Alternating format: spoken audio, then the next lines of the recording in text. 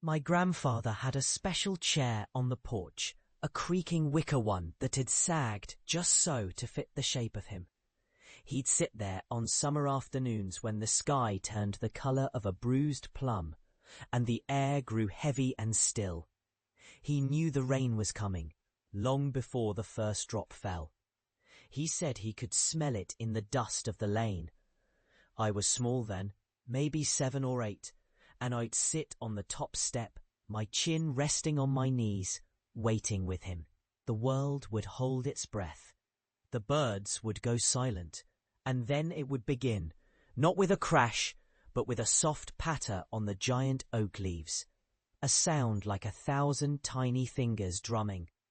Then it would find the tin roof of the barn, a steadier, more musical rhythm, and finally it would meet the dry earth of the driveway with a gentle, satisfying hiss.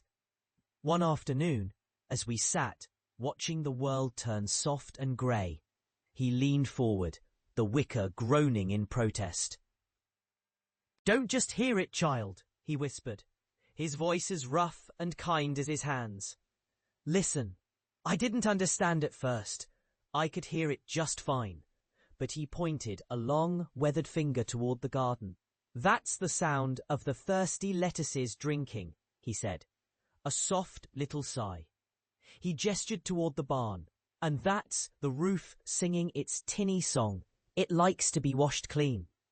He tilted his head. "And the lane. That's the sound of memory.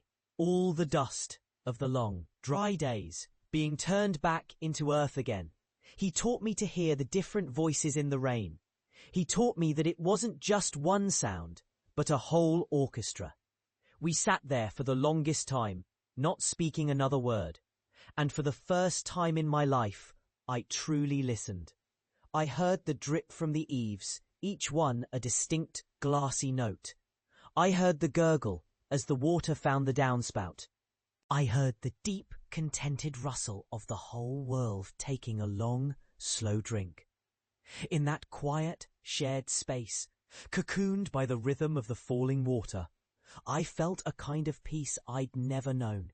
It felt like the world was telling us a secret, and we were the only ones quiet enough to hear it. All these years later, the world has grown so much louder. It's full of different kinds of noise now, the sort that hurries you along and fills up all the quiet spaces. My grandfather's chair is long gone, and the old porch looks out on a road that's been paved over. But the gift he gave me that day remains. Sometimes, when the sky darkens and the air grows thick, I'll go to my own window. I'll close my eyes, and I won't just hear the rain. I will listen. I'll listen for the song on the roof, for the sigh of the thirsty earth, for the 1,000 tiny fingers on the leaves. And for a little while, I am 7 years old again, sitting on the top step, and he is right there beside me, sharing the quiet. He taught me that the most beautiful things in the world don't shout for your attention. They whisper. And it's the greatest lesson I ever learned.